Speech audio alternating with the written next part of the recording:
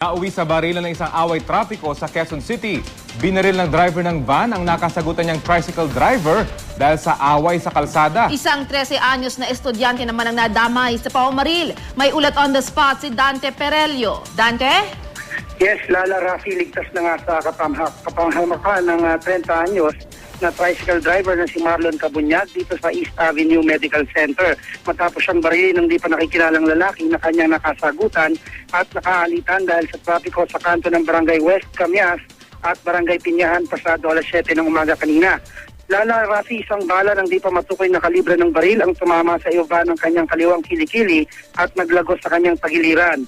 Pero swerteng wala itong tinamaan na buto o internal organ, kaya matapos siyang gamutin at obserbahan ay maaari na rin makauwi ngayong araw.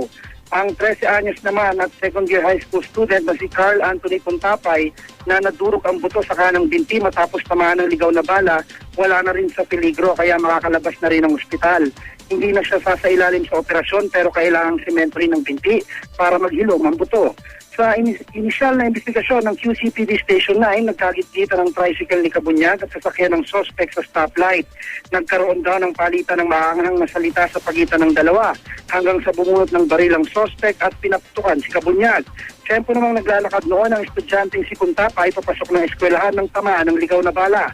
Ayon kay Cabunyag, nakasuot daw ng gray na barong na itim at slacks ang suspect.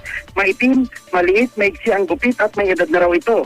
Nakuha rin Cabunyag ang plaka ng sinasakyan ng suspect bago siya isinugod sa ospital. Sa pagbeberipika ng mga otoridad sa plakang UTA 657 sa LTO, lumalabas na isa itong kulay gray na Mitsubishi L300 van at nakarehistro sa isang taga Makati. Sa ngayon ay nakaalarma na ang sasakyan at itinasa na rin ang manhunt operation laban sa suspect. Yan ang latest mula rito sa Quezon City. Balik sa iyo, Lala Rafi. Dante, wala po ba tayong initial na impormasyon ang pagkakakilanlan ng suspect? Kung ano siya at ba't siya may baril?